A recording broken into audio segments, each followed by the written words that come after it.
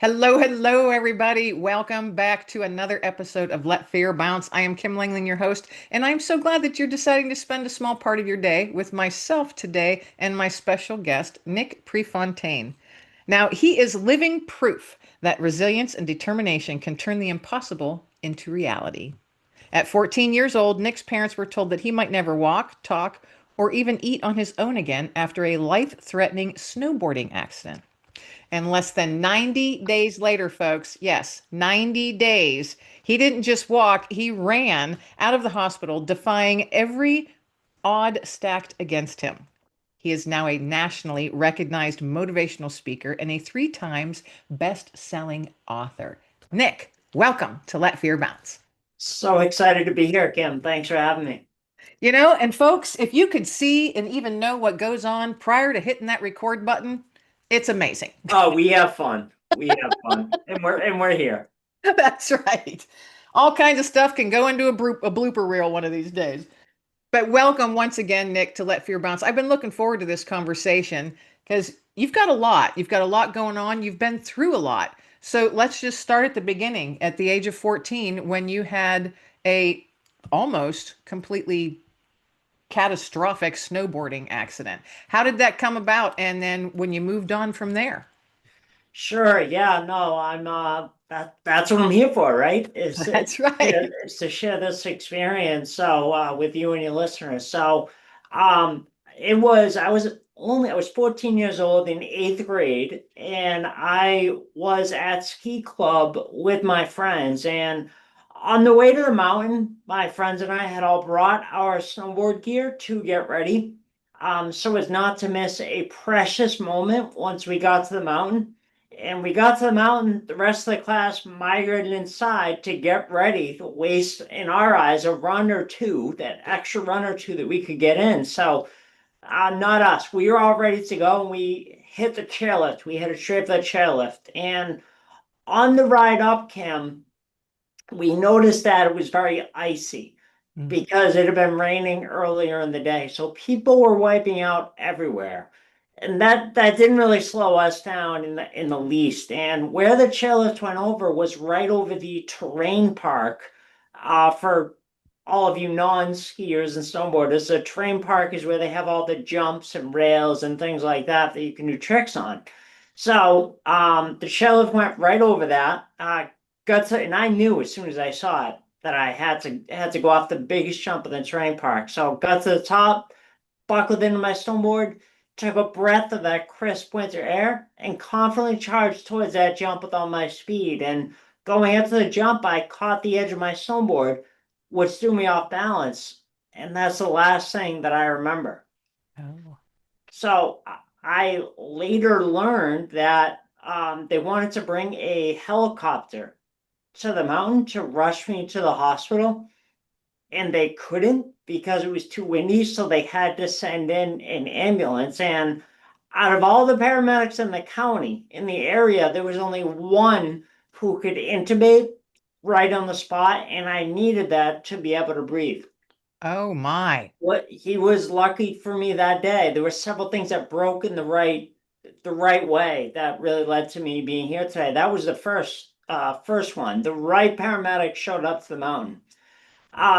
Something else I learned was that my goggles were the only protection that my head had. So they told me that not only did they brace my fall initially, because I wore some very thick, big goggles with a lot of padding. So not only did they brace my fall, as I continued to roll down the mountain and continued to hit my head, the doctors and experts and people who were there said that they moved to cushion each blow between my head and the ice.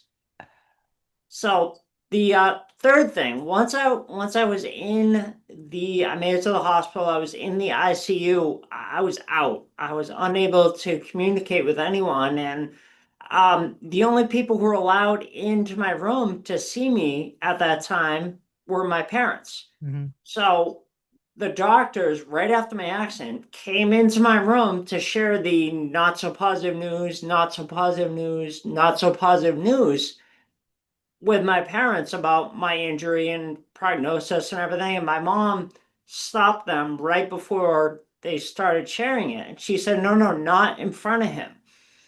Because she understood that even though I was in a coma, I was still taking in information.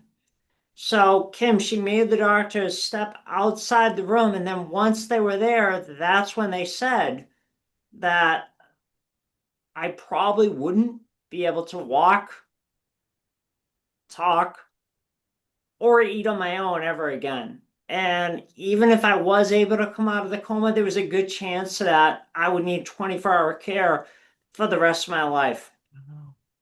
What this allowed me to do, Kim, is just treat it like any other situation. I didn't know any better. They didn't let any of this noise, so to speak, get through to me. So I just treated it like any other situation. I ended up being in the coma for 3 weeks. It was a partially induced coma, so I really don't remember a month. And what it allowed me to do was just get up, just literally and figuratively get up because I couldn't walk at the beginning. I had to learn how to walk again and just treat it like any other situation. Just every day, get up, do the best I could. And I kept getting better every day. So it was right around this time I was transported a month after my accident to a rehab hospital in Boston. And really, that's where my memories, the bulk of my memories began. Mhm. Um, that's where I started to learn how to walk, talk, and eat again. And I started to unknowingly at that time use a system to not only make a full recovery, but run out of the hospital. And I'll tell you a little bit how that came about. So, um, Can I, can I yeah, interrupt go you ahead. for a second? Yeah. What were your specific injuries? Was it a traumatic brain injury, broken bones? What were the injuries that you had experienced?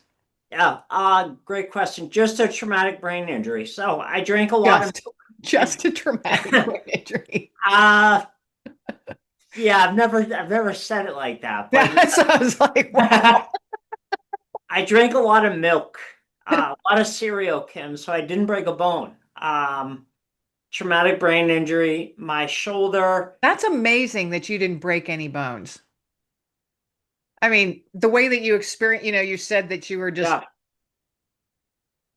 head over heels going down the mountain. Wow.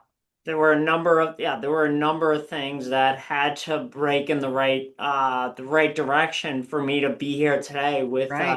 you and your listeners to share this story. So, um, how that came about, I can remember, um, this is early on at the hospital. I was still in a wheelchair. And I can remember overhearing my parents talking with my team of doctors and therapists, and they were saying, okay, what do we need to do to make sure Nick makes a full recovery? And I heard in the back of my head, you're going to run out of the hospital. So this was even before I could really talk. It was a whisper, mouthing words at best. So I was able to communicate this to my parents and the rest of my team, and then that became our common goal, running out of the hospital. And I was right around this time that I started to unknowingly use a system to not only make a full recovery but run out of the hospital, and that's what I teach to this day. That's the STEP system. So STEP is an acronym. What I'll do is just for time's sake, I'll give like a 10,000-foot view. And then at the end, if anyone's interested in learning more, I can let them know how they can download the whole STEP system for free. So, STEP stands for support. So make sure you have the support of your family and friends right from the beginning. This is going to have you falling back on relationships that you built prior to your setback. T is trust. Trust that once you take your first step, your next step's always going to be available to you. And this also starts by listening to Mhm. that calling that you have within inside of yourself. And we all have it. So E is energy. So maintaining your energy allows your body's natural ability to be able to heal itself. And medication has the potential to get in the way of that. So you have to be careful with that. And then finally, P is persistence. So once you've taken your first step, keep getting up every day and taking your next step, no matter how small. And by doing something every day, you are building an unstoppable momentum. So the few stories that I really wanted to share with you today, and that really shaped my whole experience was I remember one day during my rehab at the rehab hospital, I would have double sessions of physical, occupational, and speech therapy. Mm. So on one particular day, I can remember I was still in a wheelchair at this time, and I had gone through my morning sessions of physical, occupational, and speech therapy. And I can remember being in my wheelchair in my room, and that's where I went with my mom, who was part of my support, of course, um, always with me. And I can remember being in a wheelchair and just looking over my situation. And I turned to my mom and I said, am I ever going to be able to walk again? And she said, of course you are. That's what we're doing here. So you can get everything back and we can go home. So step, this allowed me to keep moving forward, even though I had this moment of doubt. And I think that this story is important to share because we all have this moment of doubt and we just have to keep going. That's really the kernel, the message in there. So then, if you fast forward a little bit, less than 60 days later, after being transported to the rehab hospital, I realized my goal of running out of the hospital. And it wasn't like my work was done. I mean, Kim, I had to continue to go to outpatient therapy for another 6 months for the same things, physical, occupational, and speech therapy, 5 days a week, all summer long. And then I had to get tutored all summer long to continue on to high school with the rest of my classmates. So, um, looking back at it, it's a little surreal to me that really only 18 months later, after finishing my rehab from my snowboarding accident and being in a coma, I got my start working in real estate when I was 16 years old, and I was door knocking pre-foreclosure doors. Because when you're younger, time is compressed. So I thought it was like, if you think 6 months, 12 months, 18 months, it's a lifetime. Right. However, it's not that long. And the older I Right. get, I'm realizing it's really not that long. So it took a mentor pointing that out to me a few years ago for me to realize that, oh, wait, that is kind of oh yeah, okay. Like that is a big deal. That only 18 months later. So I would go to these, get this list of notice to default, people that I missed payments and received a notice to default letter from the bank, meaning that they had missed payments on their mortgage and the bank still hadn't foreclosed. So I would go to their door and try to set up meetings for the following week for one of our investors to meet with them to see if we could help them out of their unfortunate situation. And that same mentor pointed out to me that really, because it was so soon after my accident, it was a part of my recovery, going door to door, helping people out of their unfortunate situation. So I did that throughout the rest of high school, and then really for a little bit after, and I starting to get my real estate license. Got my real estate license, was helping buyers and sellers with that, and then in 2014, my dad came to me, and he was as an investor, he was buying properties creatively. So without using banks, traditional loans or getting big investor down payments. He was buying them creatively, like so I'm still involved in this family business. Buying homes creatively. A few ways we buy is like on a rent to own agreement, like a lease purchase. Another way we'll actually close on it, subject to someone's existing loan, and we'll actually close on it.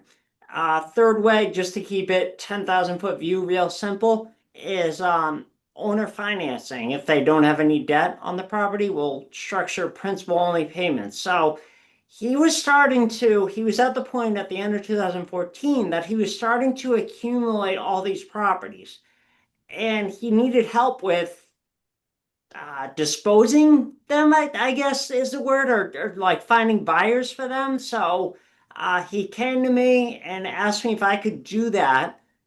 So I was like, yeah, I can do that right alongside being a realtor. And I was focused first on putting the homes on the rent-to-own market. So not listing them, but putting them on the rent-to-own market. So there's only roughly 20% of the market that can walk into a bank and get a loan today. So we market to the other bigger 80%. Mhm. They're not all good. However, there's a portion in there, a large portion, that they make great money, and they have money for the down payment. They're just, for whatever reason, not able to walk into a bank and get a loan today.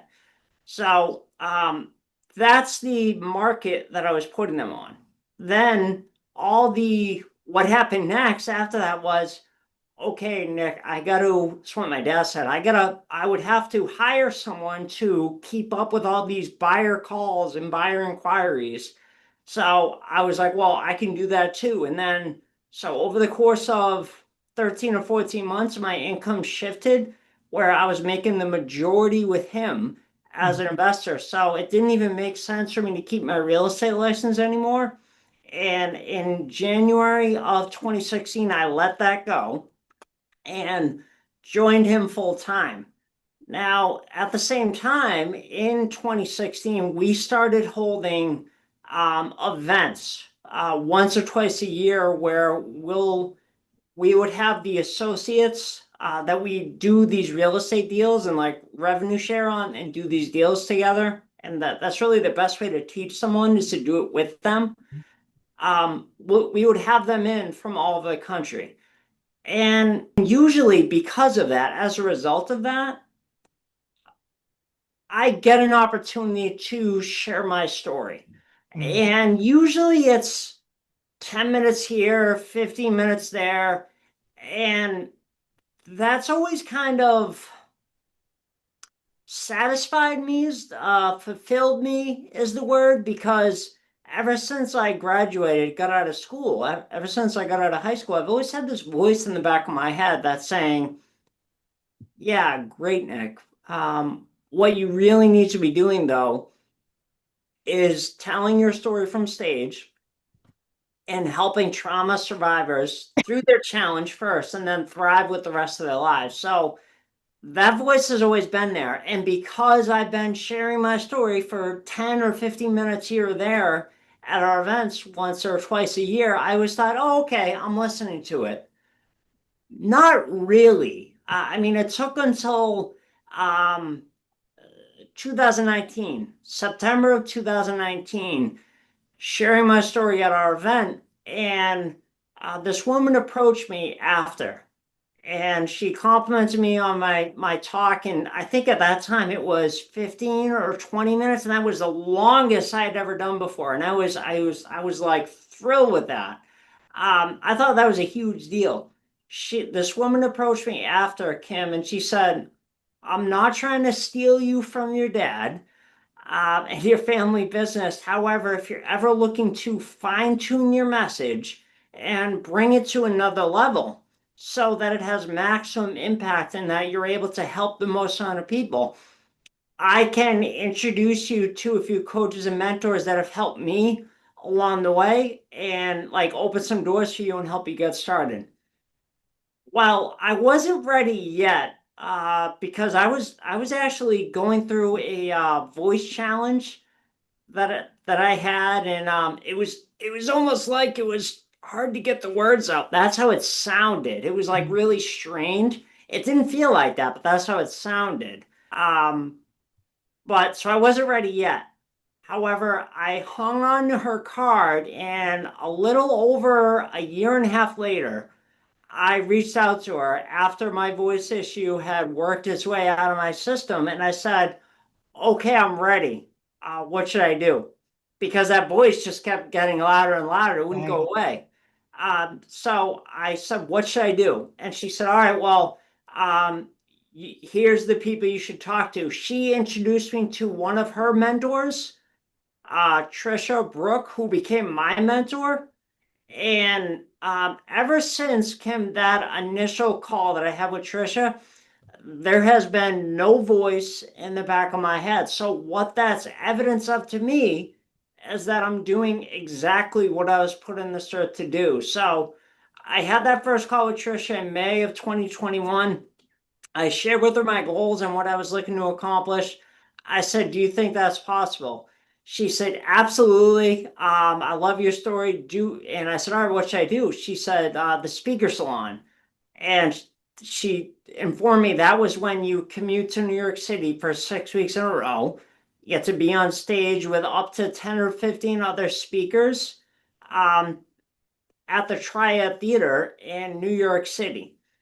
And you're going to be working on crafting a 10 to 15-minute talk that you'll get to do with my live direction and feedback while you're there. So I said yes. She said, okay, that's 25,000. So I was able to get that together and sent it to her.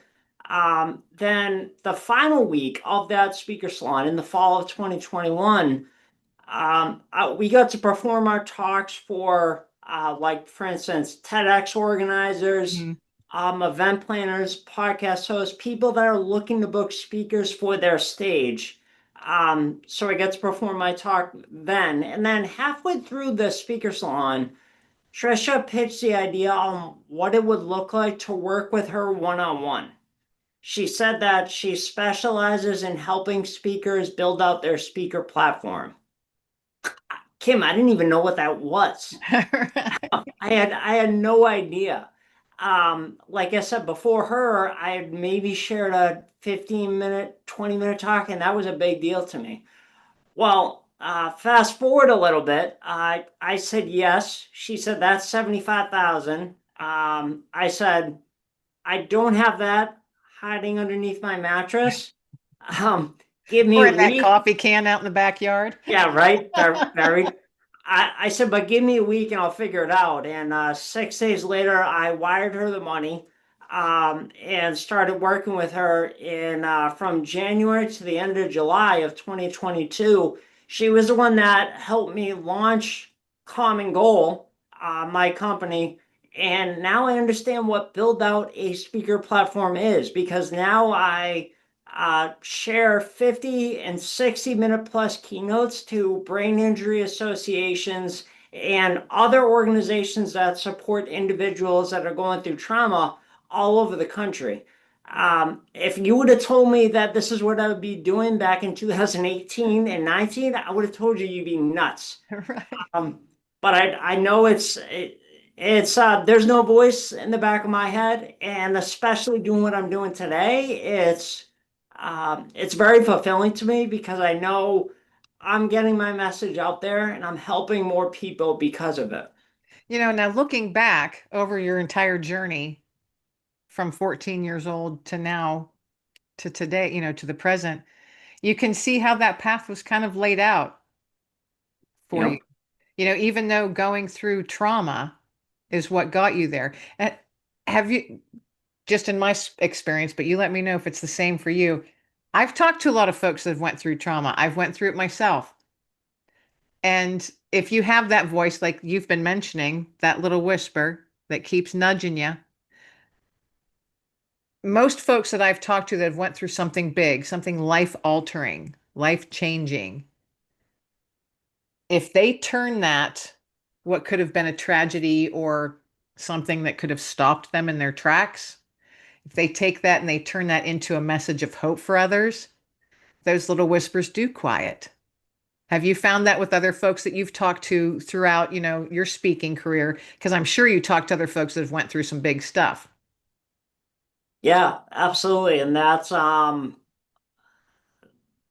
feel like that's why this is kind of a little bit off the cuff or from the hip, but that's why what I believe is things happen for a reason. Yeah. And that's why I'm here today to be able to share that journey, share my story with others that are, and really where it comes in, Kim, is people that are in the midst really of going through their own, it doesn't, so there's so much I want to say now, and I know we don't have a lot of And we're time. and we're running out of time. Yeah, yeah. So, but yeah, there's yes, to answer your question, yes. When you're following that voice, you're doing what you were supposed to do, and that is a common theme. Yeah, don't let yourself be stuck in the dark. You know, Yes. and you're going to have those moments. I'm sure you had them, from time to time. You're like when you asked your mom, "Am I ever going to walk again?" That was a moment. Hmm. That was a heavy moment. A lot of us go through it. I've went through it, and we'll probably go through it again at some point in some form. Just don't stay there. And you've taken something and just turned it into something you never foresaw, and you're making an impact. I like to say, tossing out nuggets of hope. You're causing ripples everywhere. Every time you speak, you're causing a ripple. And who knows where those ripples are going to land once it reaches the other side of the pond. Hmm. How cool. Oh, that hits. That hits. That feels great. Yeah, I'm always saying, I'm just a pebble tosser. I just want to keep tossing pebbles, little nuggets of hope. And, you're doing just that. And I love meeting other people that have taken something that could have been tragic. I mean, could have ended tragically. And you're taking that and you turn that around. And now you're literally giving a message of hope all the time. And it just awesome. Just so awesome. What a blessing that you are able to do that. And I'm so glad that I had you on the show today so you can toss those nuggets of hope out to my audience. So thank you for doing that. This has been a blast. Thanks for having me. Now, as we get ready to wrap up, share with my listeners where they can find you, your books, because you're an author. We didn't even get to that yet. So we will have to have you back to talk about your books. So share with the listeners where they can find you, your books, and all that good stuff. Sure. So a few things. I went over it a lot. We went over a lot. Firstly, the step system. So if you go to nickprefontaine.com/step, you can download the entire step system for free today and learn all about support, trust, energy, and persistence. Secondly, I know we only touched on it briefly. However, if anyone's interested in learning how we go about still buying homes creatively without using any of our money or money credit or big investor money for that matter, you can check out our website. We have a master's class, smartrealestatecoach.com/master's class, and you should be able to get registered for the master's class. And by the end, it's not a good fit for everyone, but if by the end it is a good fit for you, you'll be able to take your first step on that journey. And then as far as the books, I know we didn't talk about it. The books that I'm an author on and co-author on are the main one would be the new rules of real estate investing. That was with my dad and my brother-in-law, Zach. And if you go to what it is 24 leading experts. So we have the niche of buying and selling homes creatively. So we think we're biased. We think that's the best. However, this book is we interview 24 leading experts in different niches. So you'll be able to learn all about real estate, different areas of it. And you can find that at, I believe it's wickedsmartbooks.com. And I don't have a specific link for you, but you should be able to find them all there, wickedsmartbooks.com. Okay. Awesome. Awesome. Now, I ask all my guests as we get ready to wrap up this episode to please toss out a nugget of hope. So, what would your nugget be for the listeners today? Great question. So the nugget of hope that I'd like to toss out is there are so many people out there, and by sharing my trauma, I don't mean to like downplay anyone else's trauma. Like that's capital T That's big T traumas. I don't mean by sharing mine is not to downplay anyone else's. However, whatever you're going through, you're going to have an inkling, like a voice of what you should do, like what small baby step action you should take. Just take that. However small it is, you don't have to change the world in this one step, but take that one step because once you do, your next step's always going to be available to you. I love that. I love that. And I like how you said that once that step, you're not going to change the world, but you might not, but that one step, no matter how small, you're changing your own world. Awesome stuff. Thank you so much for sharing that. What a great nugget. And folks out there listening, I hope that you are catching or picking up that nugget that he just tossed out because we all need that reminder every once in a while, don't we? Just keep on moving forward, step after step. Keep on making ripples, folks. Yes. Thank you, Nick, so much for being my guest today. This has been a true pleasure. Thank you so much for sharing your story and your journey. And I am going to look forward to having you on again. Yeah, in a few months' time to talk a little bit more about, hey, there's probably all kinds of stuff we can talk about and more nuggets that you can toss. So thank you so much for being my guest today. Well, you're welcome. I almost didn't want to say anything because you wrapped it up so perfectly, Kim. Well, Thank thank you for having me. And everybody out there, thank you once again for tuning in to Let Fear Bounce. I appreciate you. Make sure that you do the whole like, subscribe, and share thing because that helps us keep those nuggets out there, being tossed out there. More goodness for more folks. And that's what the world needs, folks, isn't it? More hope and more goodness. And we can do it. We can be those people that keep that going. I am Kim Langling, the host of Let Fear Bounce. Thank you so much once again for being my guest, Nick, today, and for all of you folks tuning in and listening or watching. Everybody be well, stay well, and above all, be blessed. Kindness. It's simple, powerful, and free. Yet, it holds the extraordinary ability to change someone's day or even their life. Order your copy of Nuggets of Hope, Cultivate Kindness on Amazon.